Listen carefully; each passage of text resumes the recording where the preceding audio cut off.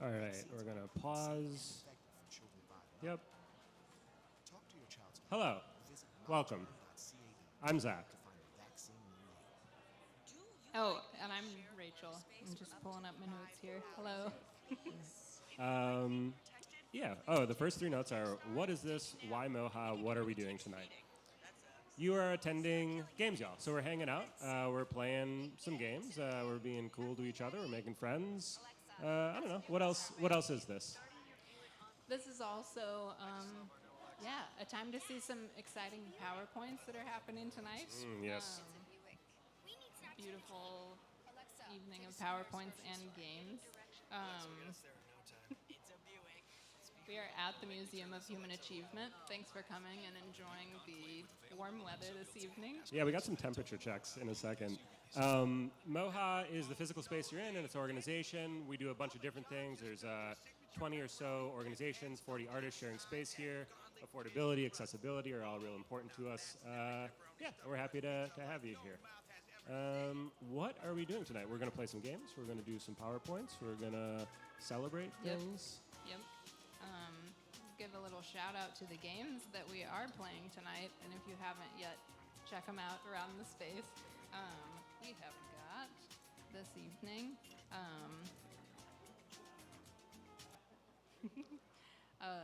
We're featuring Worm over here. We've got Noah, and where's Noah? Noah's presenting over here. We've got Affinity, Matthew Zhang, and over on this side, we've got Retoria Games with Tyler Coleman and Evan Keiss. Yeah, go Tall Table Mobile Games presenters. Let's pause just for a second.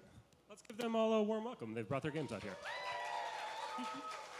Well done. Also, just a shout out, I have a hunch that some of you here also make games. If you want to show them here, shout out if you make games. Nice. Cool. Yeah. We want to see them here. You can submit. There's a cute table back there in the corner where you can fill out a form today if you're ready.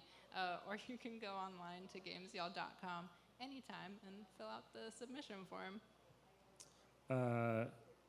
We're going to do some PowerPoints in a second here, so some more shout-outs, and then you can applaud names that you know.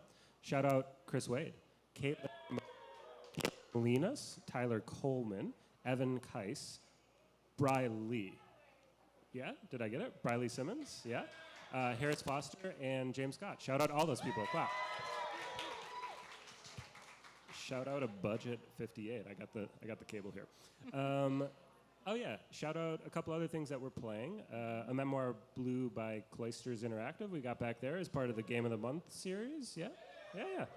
Shout out to Kobe for bringing their laptop for us to play that. Nice. Shout out Kobe.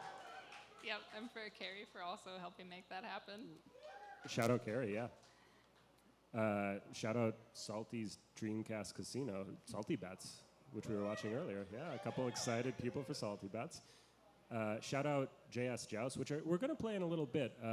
Shout out to Jonathan, whose car broke down, but is still making it here with a PlayStation 3 so we can play Joust with those controllers that people really like. Yeah. Oh, wait. Joust is by two people. Joust is by a person and a company. Doug Pilson and... Say it again? Shout out Tyler for knowing how to pronounce Die Gut Fabric. Yeah, nice. And shout out for Grass Stains by Nina Freeman and Co. Is playing back there. Oh yeah. So two things in housekeeping. We're gonna do a temperature and an emotion check. So temperature check. Are you feeling okay? Are you too warm? Are you feeling moderate? Are you cool? What's up? It's moderately temperatured. Yeah. Okay. Do we feel emotionally good? Temperature check. Cool. Some back there shrugged, which is cool. I'm accepting of that. So about that is this meetup has been happening here the last two times, but we are very open to doing this other places. So shout out if you have a suggestion or a place you think this would be a great thing to be at. Oh, here, this is something I wanted to do and I forgot to write it down. Raise your hand if you live in North Austin. Interesting. Raise your hand if you live in Central Austin. Yeah. Oh. Raise your hand if you live in South Austin. Oh, that was me. You were South. I Yeah. knew you were South Austin. East Austin? Interesting. West Austin? No judgment. Well, okay. Economics, I see. How about not in Austin? Oh, yeah, sorry, not in Austin. Did you travel here? Yeah. Shout out if you traveled here from far away. Thanks. Yeah. So yeah, if there's a place that you think this would be cool at, we're open. It looked like a lot of north, honestly. I saw a lot of hands raised for north. A couple more shout outs. Destiny designed our nice overlay here. Arian designed our logo. Yeah. Tonight's volunteers. Oh, you met Matt at the door greeting everybody. We got Ben doing bar. Please applaud for both of those humans. Amanda Vaughn over here and Noah Carico, doing door. We got Dev, shout out Dev. Shout out Rachel. Shout out Zach. Here we are. That's the end of our event. Thanks, everybody. You can go home. Joe Rothenberg for the Games Y'all Name suggestion, which we forgot to do last time. We did a lot of these. Kobe for tech support, Jonathan for Joust, Carrie for Game of the Month. Oh, Harris didn't get a shout out. Harris loves a good shout out. Harris, shout out Harris. You came. You shut up. You're looking good, Harris. And Desi and Nikki G as well. If you want to join a board or committee, you want to talk a little bit about that, and then If you want to join the board, I want you to join the board too. We've got an application form that you can check out at gamesyall.com. Also at the forms table in the corner, or talk to me. We want to also have committees for folks who don't have the ability to commit to doing full board duties, but we don't have that form ready. But just talk to me or send an email or fill out the get involved form to let me know that you want to participate in some way. We would love to have more support and more voices, and we're especially looking for folks to get involved who are underrepresented in the games community. And also, while we're talking about forms that you can fill out for us, there is a side project that I'm working on, or an overarching dream project that I'm working on called the Wizard Registry. If you are a wizard of any form, I want to know about it. You can fill out a form to tell me what technical skills you have, what types of interests you have, and down the line we'll be doing a mentorship program where you can work with artists to teach them the tech knowledge that you have, help make games happen, do collaborations, workshops, hanging out, whatever. I just want to know about you if you like technology and art and making friends. That program is called CATS, and it's recursive. Will you please? The program is called CATS Plus, and CATS Plus stands for Cats, Art, Technology, Situation Plus. It's a loop. It goes deep. Yeah. As deep as you want it. Into ourselves, restate mission. I don't know. Any other things in housekeeping? We're playing a game tonight called Photographic Consent. You might have noticed some stickers on people. The green stickers mean photos are chill. The question mark orange stickers mean ask first, and the red X's mean that person is just an astral visage, and you should ignore them with your camera. With your camera. Thanks for playing the game. Any other things? We got lanyards on. If you need something, find a person with a lanyard, and we'll talk to you. Cool. Yeah. If you have a specific safety concern, too, yellow lanyard is the people to talk to, and we've also got a hotline that you can dial, and that goes to Zach and I's phones if you need anything, and that phone number is at both of the check-in tables. Cool, thanks. Yeah. Thanks, Rachel. Everybody, cover your eyes. All right, don't make a big deal about it though. Just everybody chill. We're gonna introduce a friend of ours. I'm not even gonna say her name, but she's just gonna talk a little bit about Game of the Month, but keep your eyes closed. Be cool. You don't have your eyes closed. We're making eye contact right now, and I can tell you don't have your eyes closed. Thank you for not perceiving me. You can perceive me now. I'm Carrie Witt. I'm part of the community board here for Games Y'all. And as you might have heard Zach mention, we have our Game of the Month back at that laptop, back in that station. And if you aren't a part of our Discord, you might not know what the heck that means. So on the Discord, every month, we do this cool thing called Game of the Month, where either in a theme or just recent indie releases, we put them together, create a poll for folks to vote on one that they want to kind of play and experience together, and then talk about it and have fun with it. So the one back there, A Memoir Blue, is from last month. The poll for this month just got put up today, and that includes Dwarf Romantic, Rogue Legacy 2, Janitor Bleeds, Stacklands, and Cool Kit Cody. So if you have any thoughts or feelings, opinions, or emotions about those games, please join our Discord and participate. Shout out Carrie. Let's hear a round of applause. Carrie's been doing this thing, curating our Game of the Month nominees for a while, and that rules, and that's a ton of work. So one more time, Carrie Witt. Should we do the thing? Pretty into sitting in this chair. Now the moment we've all been waiting for, which is PowerPoint Power Up. Yes, thank you. Yeah. So PowerPoint is the chosen format for many of us when we express ourselves artistically, I'm sure. But tonight, the PowerPoint laser pointer gives you presenter abilities. There is also a turtleneck neck that I made. Any presenter is welcome to wear it while presenting if you want to. It's cool. I put it on earlier. Yeah, I'm not going to wear it. It's too hot. But if you want to channel Steve Jobs or Elizabeth Holmes. Fair enough, person. The turtleneck is here for you. We've got a very exciting lineup tonight of presenters, which we heard earlier. If you're the first presenter, this is your cue to start approaching the stage. And thank you. Yep. We'll get you all set up. I'm going to put on some music while we get things going here, but we'll arm you with a laser pointer and, yeah, make sure you feel cared for. We'll hear the end of this Sam Cooke song while we get set up. We good? Howdy. Can everybody hear me okay? Okay. Hello. I'm Chris. I want to talk to you about a game jam I did with some friends where a book about crystals manifested itself into a video game. First, if you're a nerd, keep an eye out for how many crystals you see in the presentation. The first person to tell me the right number is going to win this USB-powered crystal lamp that I found at Goodwill today. Okay, let's get into it.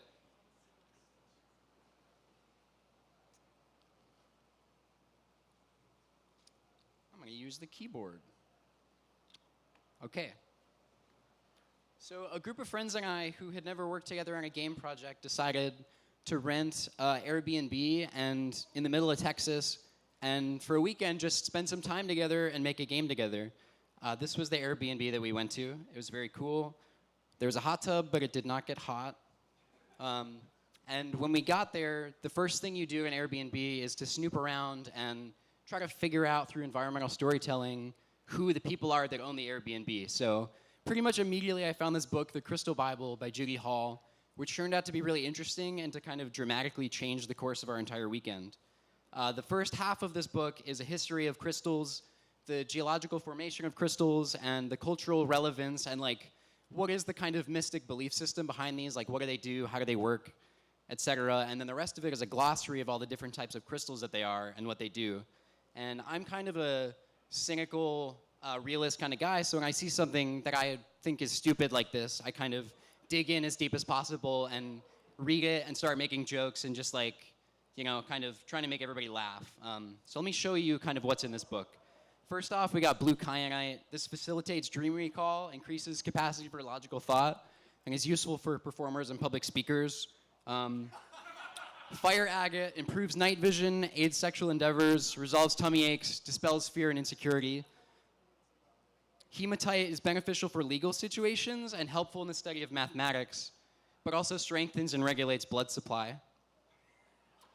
So actually, wait, like this is pretty cool. These are really specific, and in the book, each of these pages has paragraphs and paragraphs about the specific things that each of these crystals does, and it's really like specific to the point where it felt like this couldn't just be Judy Hall making shit up, and it implies this kind of historical conversation between crystal believers that is really fascinating. And culturally, like just from the names of crystals and the descriptions, you get this weird implied relationship between the regions of the world that crystals come from, and like you can kind of tell that the religious beliefs from different parts of the world relate to crystals that you might find in that region. Also very cool. The third thing, which I think about a lot still, is there's this weird interconnectedness between different mystic belief systems that everybody kind of knows about. So like zodiacs and chakras and the moon cycles and feng shui and stuff. Like crystals affect all of these things and are made more powerful or less powerful by how, related all these things are. And so I found all of this stuff deeply interesting and weird, but also still funny. Like it didn't take away the funny part. So I'm making jokes all day. Everybody's getting sick of my jokes. And so eventually we decide to actually make the game. So let's pick some themes. As you do, we write down a bunch of themes on all these pieces of paper and then pick some. Surprise, crystals is one of our themes. So we decide, okay, let's lean into this really hard, and we start making the game. And as we're doing the things you do when you make a game, asking the questions about what the game is, and designing the bits, it became funnier and funnier to answer everything with crystals. And it also was kind of useful. It like helped us get into this easy flow where like if there's any friction or questions were hard to answer, what if crystals was the answer? Like, does that help us? And it also helps with cohesion. Like the game started to feel like it was all going in one direction, was all of one idea. And it helped us kind of stay on the same page. We all trust each other and like believe in each other's skills and design sensibility, but like all being on the same page about this stupid crystal in-joke while making the game made things weirdly easy, and made the game kind of really fun to work on, and this one continuous joke. So by the last night of the jam, we were feeling different about crystals, like weirdly grateful. They had given us a lot for this game, and I was feeling guilty about making fun of these people so much, so I kind of asked everybody, like, what do people get out of this? Like, what is the thing that people find interesting and useful about crystals? And so there's 3 answers, which I unironically think is true. So first is introspection, like asking, who am I through the lens of crystals, looking at this grid of crystals, each with their different, weirdly specific details about what they might change about your life, and then picking one and saying, this is what I need right now, is like weirdly useful. Also, when you talk to friends, like you can relate to them through asking them, like, what crystals do you have? Like, what would be helpful in your life? And you can kind of figure out who they are. And that's really cool. But also, you can use this to manifest your future in a really weird way, like actually change your life. And this is something I do now with crystals. Every day when I wake up, I have crystals in my apartment that I picked out because they represent things that I want to be in the future, like the person I want to become. And when I sit down at my desk to work, I like rub a crystal that's about leadership and instilling trust in the team that I work with on games. And my decisions for the rest of the day are kind of a result of like this first thought I have in the morning, like I want to be a good leader, I want people to trust me. And so we're feeling grateful. And I want to leave you guys with the big lesson I learned from this, which is making fun of silly ideas is really fun. But also there can be more under the surface, so it's useful to kind of stay open to new ideas. And while I think that judgment is okay and often is the safest option in the fucked up world that we live in, if you keep an open heart about it, you're gonna kind of be more humanist, and you're gonna like be more interesting to talk to. You're gonna be less of a dick. You're gonna have more ideas and influences in your toolbox when you're making art in the future, and that's really cool. So that's my talk. This is what we learned from crystals. Thank you for listening. This is the game, Crashland Crystal. It's free, so you can Google it and go play it on itch.io. And here's the team. If you worked on this game, raise your hand. Give these guys a shout out. And also talk to them about crystals. They can help you find the right crystal for you. Thank you.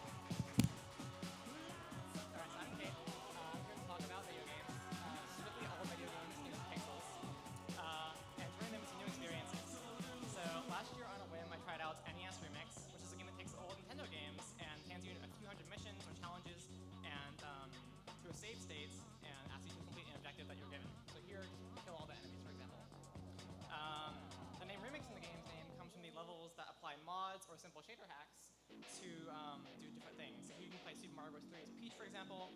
However, these remix levels, while very eye-catching, are mostly gimmicks. And the real star of the show in this game comes from the game design that comes around this sort of save state-based game idea. So, something like kill all the enemies can be fun, but also you can get very novel concepts. Here, you're tasked to complete the infinite one-up trick in Super Mario Bros., which can be quite difficult to complete for someone who's unfamiliar with the trick like myself, but you're given the opportunity to retry it over and over. If you fail, the game will just load a save state and have you do it again. And so being able to do sort of these interesting things in games and being able to repeat and try again really easily can make it really fun. Here you're tasked to get a hole-in-one in golf, and while it can be quite difficult to do that without knowing the course, if you have the ability to try again like that, it can be really fun.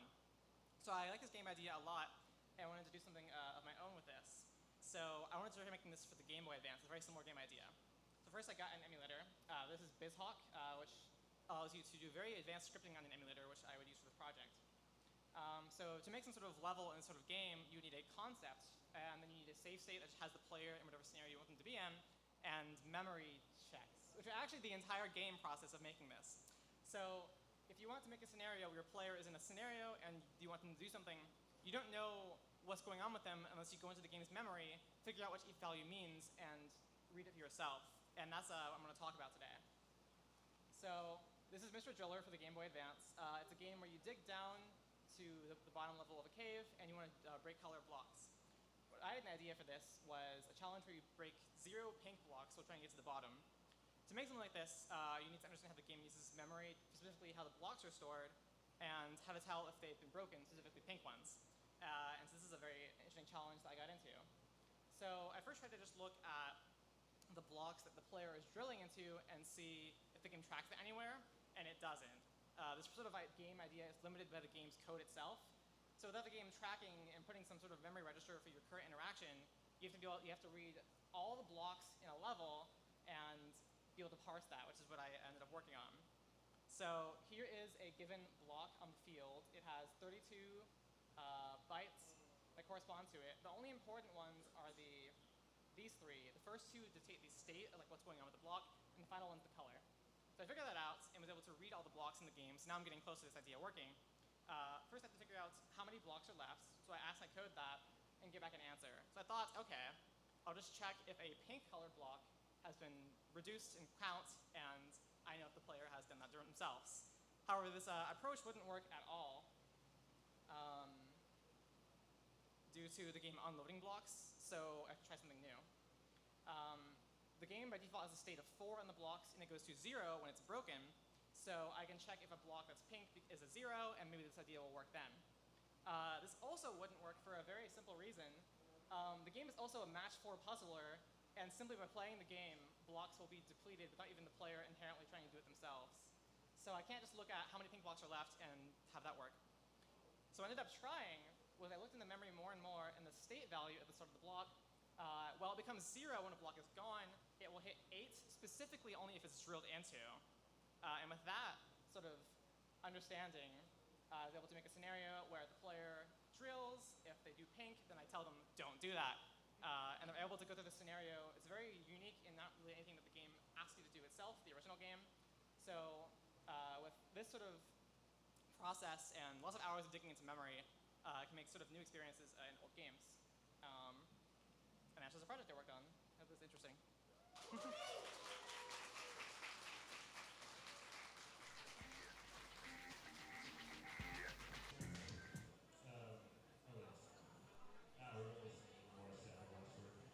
A controversial subject.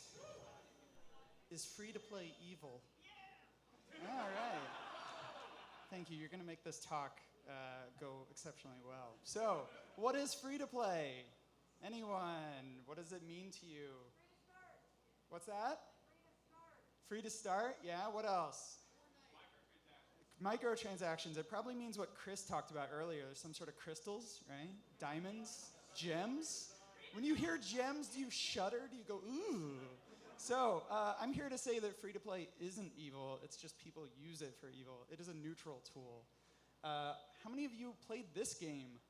Yeah, okay. Can anyone tell me what that floppy disk says?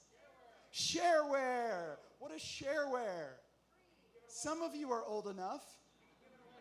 Yeah, it's a free-to-play game. It's literally free to play. You get the whole game. You play as much as you want to a limit, and then it says, hey, call a phone number, give us a credit card or COD, and we'll give you the rest of the game.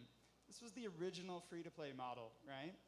This was a game that essentially handed you most of the game, you paid for the rest of it.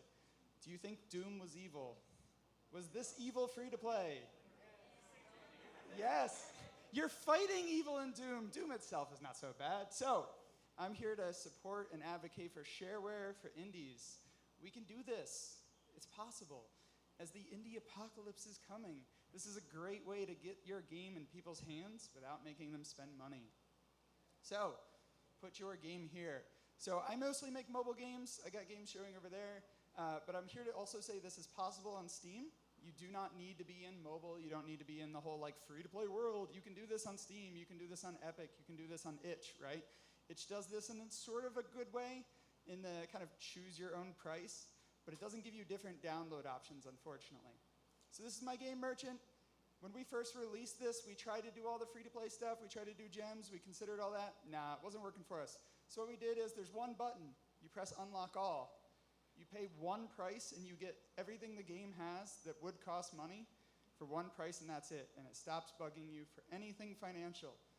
Why don't indies do this? Why? So, here's the reason why this is beneficial. If we had put this game out for $3, right? If we'd put this out for $2, we've already said you must have money to even try the game, right? We've already put a barrier of entry for people to play it. By putting it out for free and then saying, hey, if you want the rest of the game, pay a few dollars, we're ensuring that people can download it in places that may not have the money to first initially afford it. A couple useful things on this. Since we only have 5 minutes, I'm going to try to be brief on why this is useful. On Android specifically, unfortunately, I think you can do this with Steam, but not iOS. You can set a price per country. It automatically does this. So if you say something's $10, it'll automatically say how much that should be in Brazil, in Algeria, in whatever countries and currencies it has available. You can manually set those, and there are certain spreadsheets out there on the internet that will suggest kind of actual GDP values for those places. So you can drop those prices in countries where maybe $10 in US is not comparable. And this is great for countries where that's the case. I get emails all the time from people who say, like, I love your game, I want unlock all, but it's way too much. And I say, hey, well, where are you located? What is it? And they say, oh, it takes a whole day of work to afford your game. And I'm like, okay, I'll drop the price there, done, right? Easy peasy. Uh-oh, there we go. So on Steam, there is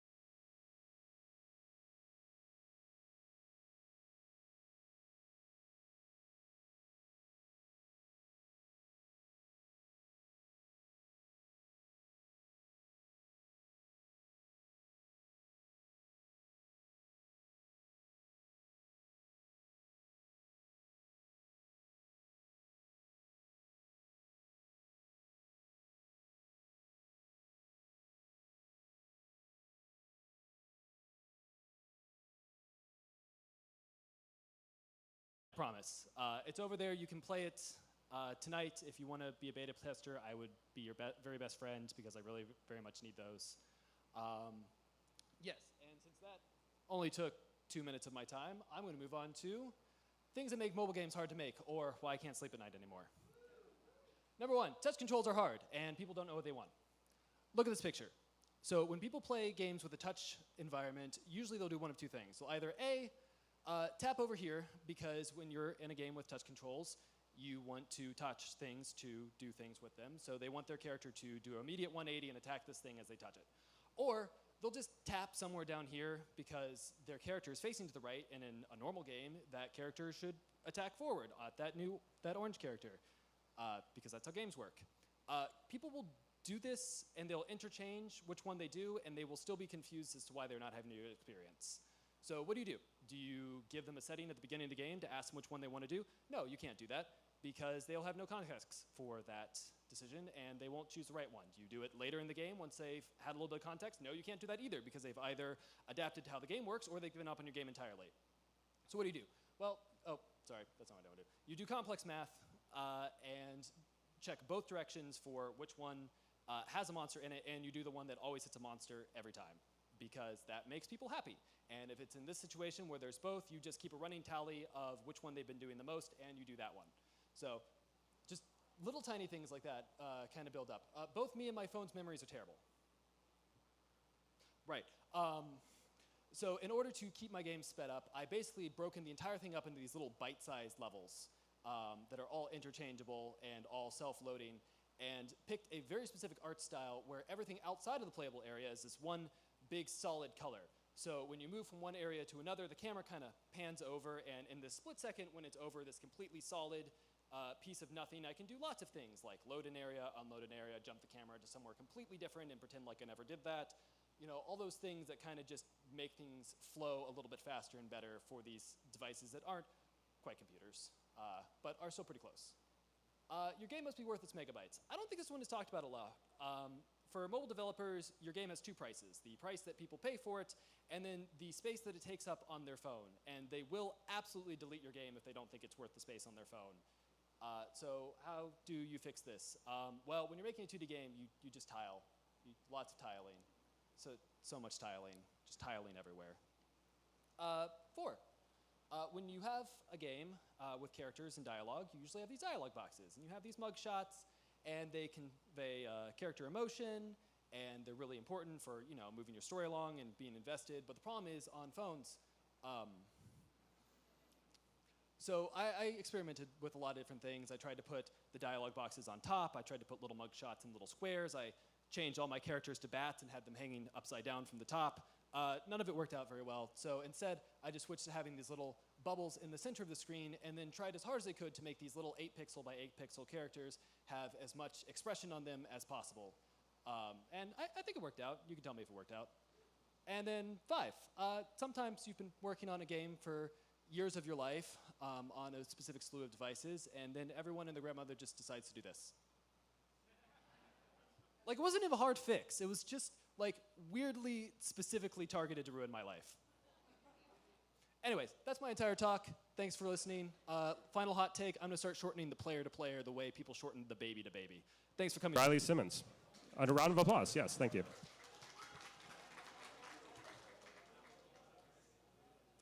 Hey everybody, my name's Briley. Welcome to my rock talk, which is not dissimilar to the crystal talk from earlier. All right, so today I want to talk to you about some of the similarities I've found since I started climbing between rock climbing and game development. So when I was in the last year of my undergrad, I finally decided to go to the rec center, which I had avoided the whole time I was there. I had decided, oh, that sounds actually like fun and not like a workout, so that's what I did.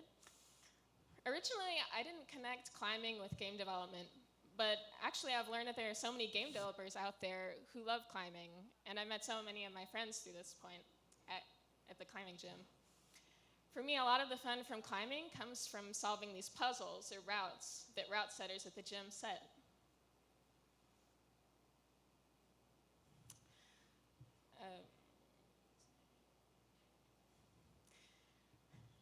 So So the route setting is iterative at the gym. There are these people at the gym called route setters, and they're basically like level designers when you go to the gym. They have an idea for a problem, and then they go up to the wall, and they start sketching out the route. Whenever they have a first iteration of the climb, they have climbers come out and climb these things, and it's almost like playtesting your climb. In the same way that I playtest my own game projects, rock climbers actually have to test out the climbs. So routes can actually have multiple betas. One of the good things about climbing is that they try to set for everybody, which is also similar to game design. So right here you'll see a bat hang problem, which is actually the way you're supposed to do it.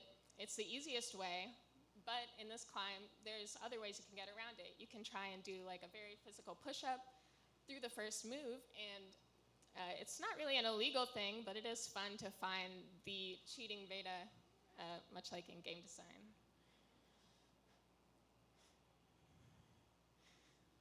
All right, so setters as designers. You'll see here on the left a couple of dynamic moves that I do in climbing.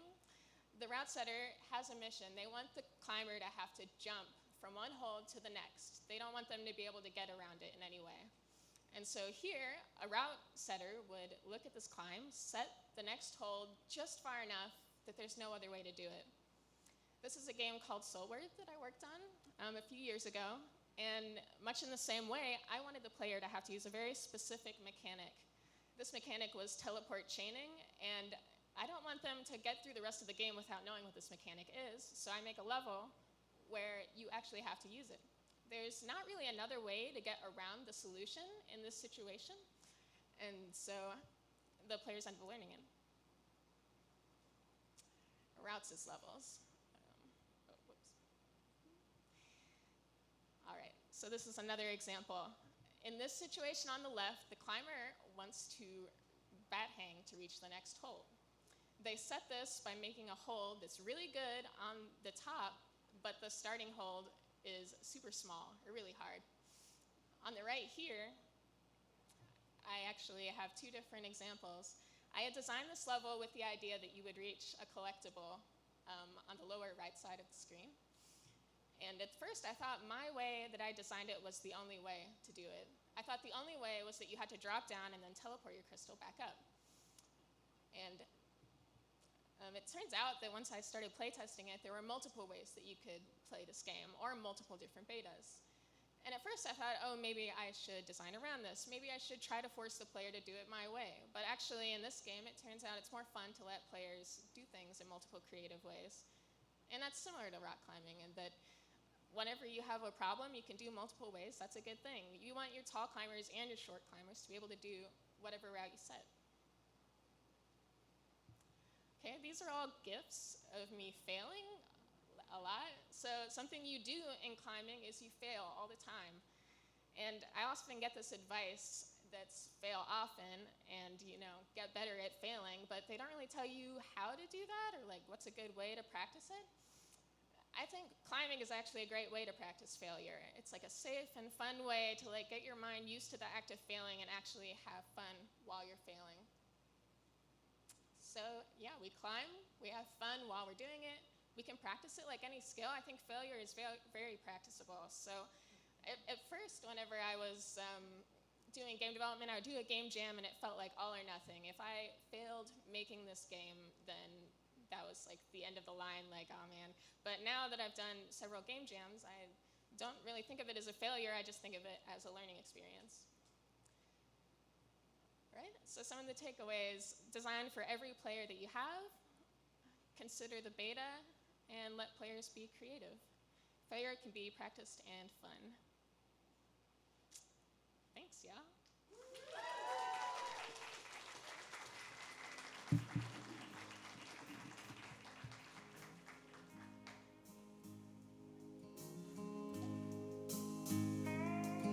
Cool. Let's hear it for Briley one more time. Stood there bold, sweating in the sun.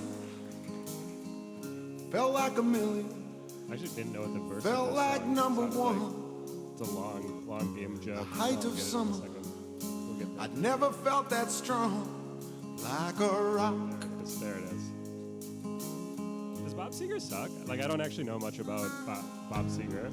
I was 18. No, he's chill. Didn't have All a right. kid. From the person who likes Tom Petty, yeah. Working for peanuts. Not a dime to spare. Oh, yeah, I was sorry. leaning. Harris, you're around. Solid everywhere. Like a rock. There he is. I heard that Harris was working on a really big project this week. My hands were steady. And the big project. My eyes were clear and Whoa, bright. yeah, round of applause for finishing big projects. My walk had Did purpose. anybody else work on a big My project steps this were week? quick and light. Give a hand to yourself if you did. Oh, Yeah, a mute all right. applause. Cool. Yeah. Take it away, Harris. Thank you, Rachel. Everybody give it up for Rachel. Thank you. Hi, my name is Harris Foster. I'm going to pull out my notes real quick. As I get going, I'm going to ask 2 questions. One, is it okay if I cuss? Is it okay if I say cuss words? Yeah. 2, who's fucking sweaty right now? Because I am. All right. Hi, everybody. I'm Harris. My presentation is called PAX is Backs, which is like play on words of back. I liked this title earlier in the week, and now I hate it. Next slide. Disclaimer. I made this on my iPad, and Google Slides on iPad sucks. So it's going to be an ugly PowerPoint. There's some parts that don't have animations. And it was a hell that I had to suffer through, and now you are witness to it. I already said hi. I'm Harris. I'm the senior community manager at Finji. I'm on the board here at Games Y'all and Fantastic Arcade. It took me, my notes say it took me 10 minutes how to put this goddamn picture on this goddamn slide. I've been attending game conventions for a while, and that's what my presentation is about, is to give you some tips on attending a game convention. So here's me doing my Easy Bake panel. We would make terrible concoctions on Easy Bake ovens and force people to eat them. And pre-COVID, that was a really fun thing to do, and now we're like, we can't do that anymore because it involves eating in front of a crowd, and we're not cool with that anymore. Here's me at my first PAX. I'm so young, and my hair has only gotten worse in a weird way. So why am I giving this presentation? Well, that's a good question. Thank you so much for asking. I just got back from PAX East, and I noticed that there were a lot more people on the floor with like new games that hadn't ever been at a PAX before, a lot of new faces. And it makes sense, right? Because COVID struck. Everyone went real deep on their games because they had nothing else to do. They were at home, and then PAX is back, and now there's like all these cool new indies who we had never seen before, interacted before, and it was super cool to meet them and check out their games and see their first PAX experience. So who here has never shown at a convention before but like would want to at some point in their life with their game? I see a few. Awesome. Yeah, more than a few. Cool. So this presentation is for you. Here we go, slide number next. So I'm gonna give you some tips on how to set up a booth and make your space good for presenting your game to an audience at something like a PAX. So tip number 1 is make your space as approachable as possible. So here is your standard PAX booth. This is what, apart from the TV, this is what the convention center provides you with. Pretty much every convention center gives you the most rigid plastic table you've ever seen and the most uncomfortable chairs you've ever sat in. And a lot of like new game developers will hear that they get free furniture at their booth and they're like, cool, one thing I don't have to worry about, awesome, awesome, awesome. I'm gonna set up my TV, put a controller down, and my work here is done, let the games begin. But there's a problem with this booth. Does anyone know immediately why this is not a good idea? Can anyone just scream out some ideas? What's the game? That's a good one. Can't sit down. That's another great one. And with not being able to sit down, you got people coming up and looking at your game like this. All of a sudden, people can't even see the TV either. So folks walking by just see a black curtain with a blurry-faced man standing in front of it. That man was in the witness protection program.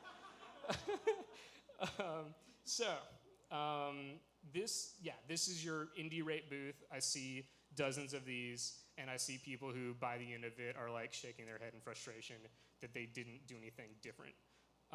So here's the Finji booth. This is the company I work for, and here's what we construct. This is a little bit bigger than your standard booth. This is actually 20 square feet wide by 10 square feet back, so your average booth is gonna be half that.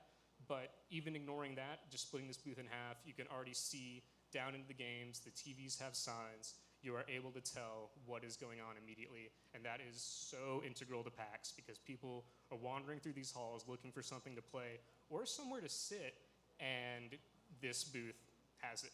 I gotta have a disclaimer that the idea of this booth came from the folks at Cappy. We modified it a bit. These little ottomans have storage in them, so we keep water bottles and extra controllers and hand sanitizer in there. Awesome. And then we decorate these little cabinets in a really cool way. But there's another secret benefit to this booth design that Kobe wanted me to shout out. What is it, Kobe? Wheelchair accessibility. Hell yeah. Round of applause for wheelchair accessibility. You move one of those ottomans out of the way, boom, you got a seat for someone in a wheelchair, and they love it.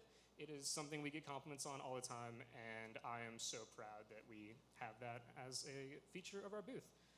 So the cool thing about this is that this isn't expensive. Those ottomans and those shelves are on Amazon, and they're like 20 bucks a piece. So if you've got a 10 by 10 booth, you can fit 2 of those in there for a total of, what's the math here, 80 bucks. And then by the end of the weekend, there's a college student who's going to be wandering around PAX who wants free stuff. You can give it to them. You can take it home yourself if you're local. It's all really, cheap furniture you don't have to feel bad about getting rid of because it was super, super cheap. Here's tip number 2, make them remember. So here's a photo I took of PAX East 2018. I'm looking for my notes here where I say that. There it is. So look at all these dang games. Your game is in there somewhere.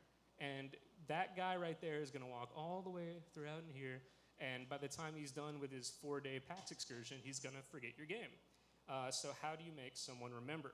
Our number 1 tip is postcards. So we have this TV playing trailers of our games in the corner constantly, and we have some postcards for Chicory here, which we encourage people to color in because that's kind of a key mechanic of the game. But for you, whatever your game is, slap it on a postcard.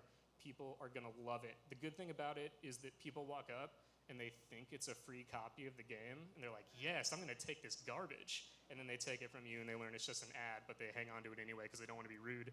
But by the time they get home, they still have it and they remember your game, they go to Steam and they buy it. Now another awesome postcard-based idea you can do is sell Steam keys. I don't see people doing this enough, especially small indies. If your game is out, you should be selling it at PAX. Like, why not? People are so much more likely to play your game and then hear you say, by the way, we're selling keys, you should buy one. If you've got one of these free Square readers, you can just get it from them. They take a small percentage off of your transaction. You can be selling your games at PAX. These are Pokemon cards, I believe. That was the first picture I found that made sense. But you can go to moo.com, that's M-O-O, and they have a feature called Printfinity, which is basically a mail merge for business cards, and you can put dozens, hundreds, thousands of Steam keys onto individual business cards for like 20 bucks an order and then sell those. Another good thing you can do is sell your Steam keys at a discount. If you give people this ultimatum at the show that, hey, you enjoyed the game, and they'll say, yeah, I'm gonna buy it when I get home. That's not a sure thing, but you can say to them, hey, by the way, it's 25% off here at the show. I'm selling these keys. They're so much more likely to do it because you have capitalism peer pressured them into buying it right there on the spot. So business cards, all kinds of cards, super cool. I did not practice this presentation, so I assumed at this point I would be running out of time. So we're gonna do some rapid fire tips as we wrap up. If you are an independent game developer and you're gonna deal with a publisher while you're at the show, you might bump into someone who publishes games and you would like that partnership. Here's some tips. Or if a scout comes to your booth and wants to play your game, here are tips for that. Don't hover like I'm doing to this guy who I took a picture of. If a publisher or a scout approaches your booth, just play it cool. All too often I've seen small game devs get this weird starstruck thing where they want to like treat them and pamper these like publishers or scouts, and it's really weird. They like want to sit next to you and like walk you through it, but like that is not going to be the experience the player has. The publisher is thinking, how can we sell this? How can we develop this game into a product? And no part of that product is having you sitting next to them saying like, oh, go this way and open that door and all this stuff. Just let them play the game. If they have any questions, they'll turn around and ask you. Don't hover. Rapid tip number 2, don't cold pitch. We get about, Kobe, what would you say, like 3 cold pitches a day at a PAX? And it's just someone coming up and like saying like, hey, do you work here? And you say, yeah, because you think it's just someone with a simple question. And then suddenly they're just like pitching a game to you, and they like hand you a business card, and they like lock you into a conversation. And this could be a project that is really interesting, but this like broaching of the subject makes us uncomfortable and puts us in a weird position where all of a sudden we're nodding along and we are being pulled away from the task we are supposed to be doing at that moment to like listen to this pitch. So yeah, I just have here in my notes, we just get kind of put off and like we forget the product and we're just focusing on the moment, and that's not really what you want. If you want to talk to a publisher about a game on their home turf, a really good thing to do is just approach their booth, introduce yourself, make it clear that like you know their games and you know what they're about, and then ask if you can talk to them at a later time, 2 weeks from now. Say like, hey, you know, I'm really interested in y'all's stuff. Do you have a time or availability after we're all home where we can talk about a project? And it goes a long way.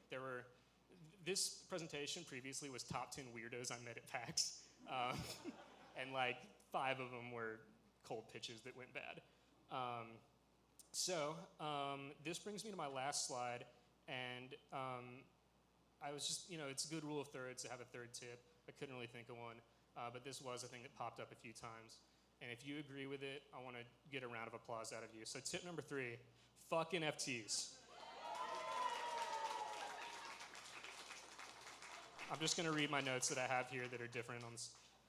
2 people came up to me and tried to pitch NFTs at PAX, and I hope they never experience happiness in their life ever again. Don't do NFTs. You know better than this. I raised you better than this. God, I'm so disappointed in you. Thank you.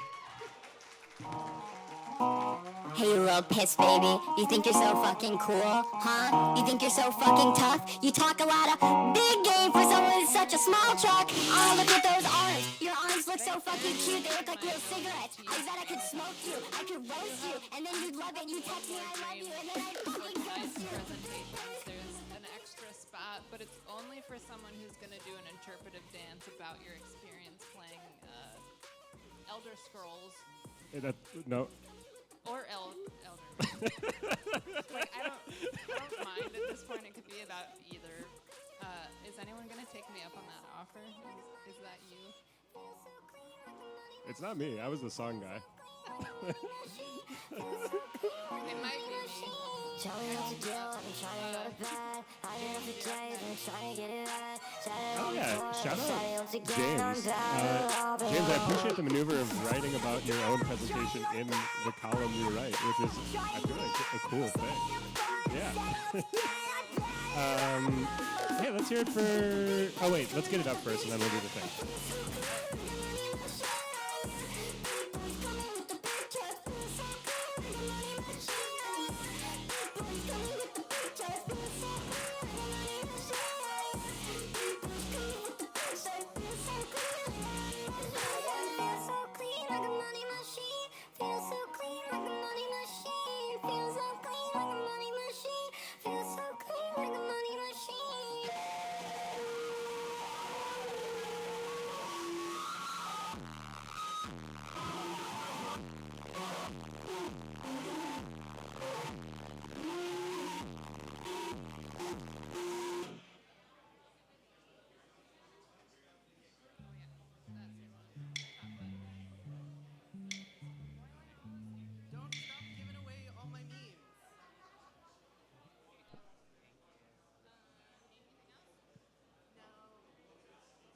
Yeah.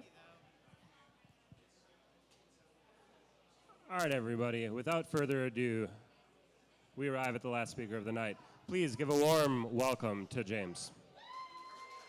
Warm it up. Yes, yes. More. Hi, my name is James.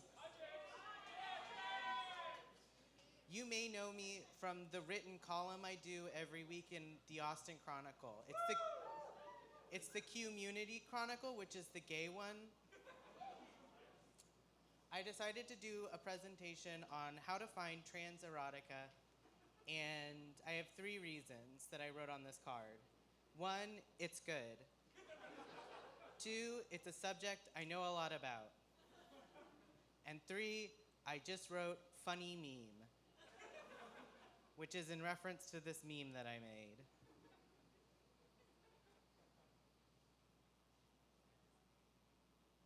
Bro. Use the keyboard. All right.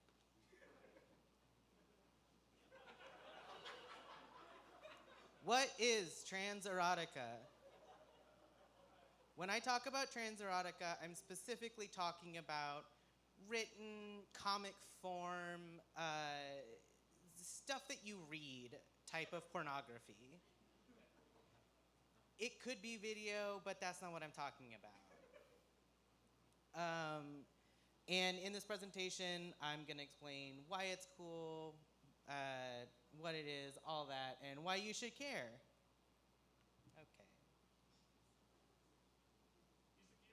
Okay. I'm using the keyboard, Harris Foster. Harris is my dad. So trans erotica is often self-published independent works, usually through sites like Gumroad, Big Cartel, and the one I'm specifically talking about tonight, which is itch.io. Mainstream publishing, it can be very cisgender focused, very hard to break into, and mainstream lit is often pretty hostile to pervs who want to write good sex. When you're self-publishing, you have a little bit more freedom as a pervert to put what you want in your creations.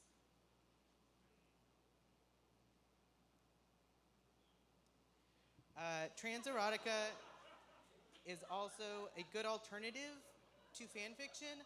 I consistently hear queer people complaining on the internet that the reason they don't read traditional literature or stuff like that is because it doesn't give them the representation that fan fiction does. Well, I'm here to tell you that people are writing the stuff that you want to read, and it's your friends who are self-publishing their trans erotica on itch.io. When you buy trans erotica, it pays queer creators directly, and it supports independent, non-corporate art, unlike your Avengers fan fiction. Next slide. Trans erotica embraces trans bodies rather than treating them exactly like cis bodies, which can often happen when you read erotica about trans bodies that's written by non-transgender people. It celebrates the weird, true, wonderful nature of trans bodies. It has no Hallmark Channel suffer porn in it, only the good, sexy kind of suffer porn. And this meme is unrelated. I just thought it was funny.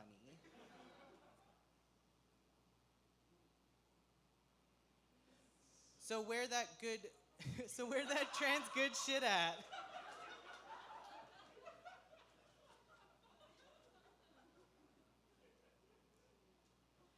So my first tip is that you need to raid the recommendations of artists and authors that you like, specifically trans authors and artists.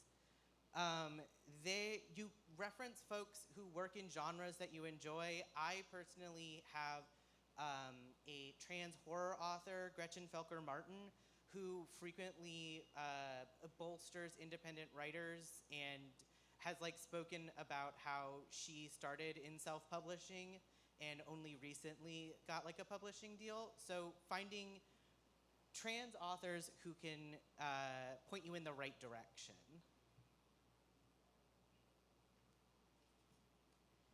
If you're using the itch.io search format, which I struggle with, you're going to want to go into the tags of either transgender or queer and then add a tag that is the genre you like. You can also search formats such as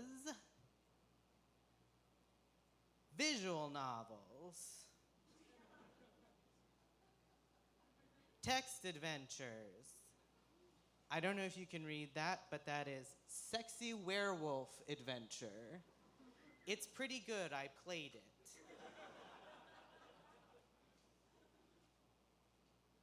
And PDFs. There's not a lot of PDF memes. Also, just like a pro tip, the first page, you're gonna get a lot of weird fetishy stuff that you might not like. That'll be covered in the next slide. Just be prepared to suffer through a lot of garbage. It can actually be pretty helpful to like make mistakes and stumble into stuff that you might not enjoy by exploring your turnoffs and stuff like that. You learn what you want to avoid. What I wrote here is one man's trash is another man's fave hentai. So just find what you like. Now here's what everybody came for. My recommendations. My first recommendation is an autobiographical zine called Napkin. That's by the trans comic artist Carta Minor. I'm probably mispronouncing that. I apologize. She's in Toronto, though, so she can't hear me. It is a zine of comic cards that she had her sexual partners fill out after sex. And it's very fascinating. It's mixed in with memoir, and it's absolutely beautiful. She also has, not on itch.io, but on her publishing website, where she publishes translit, a series of GameBoy camera pornography that she took.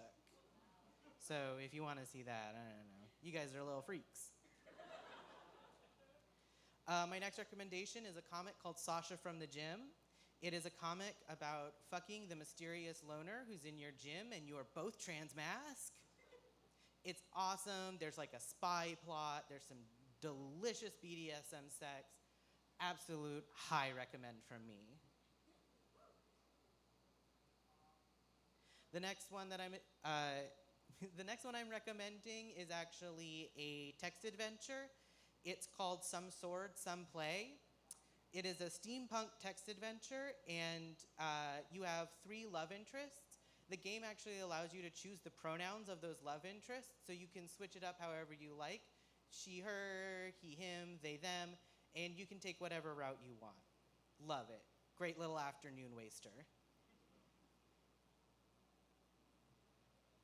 My fourth recommendation is a short story that is about a human trans man doming a cis gay werewolf sub at a BDSM play party for monsters.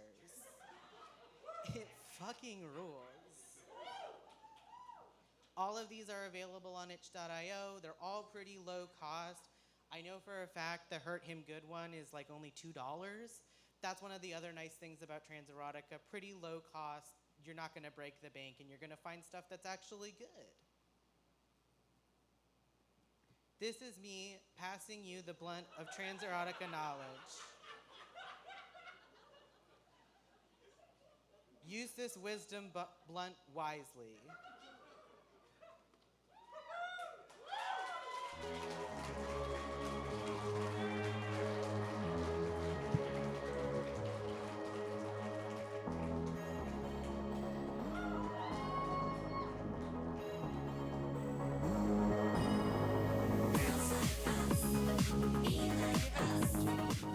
One more time for James. I collected all, I think I did an okay job. I collected all those recommendations and put them in the chat if anyone wants. Thanks for watching PowerPoint. I have a special announcement. Oh, you were serious. You wanted me to put the other classes? Okay. If you lost your sunglasses at the last games, y'all, and these are your sunglasses, Oh, yes. please come claim them. Thanks, Zach. Yep. Yeah, so while we're still here, check out these games that are on view. We've got some over here that need some attention. Come on upstairs and play these games, play the game of the month. And thanks so much for being here, everybody. Give a round of applause for our presenters.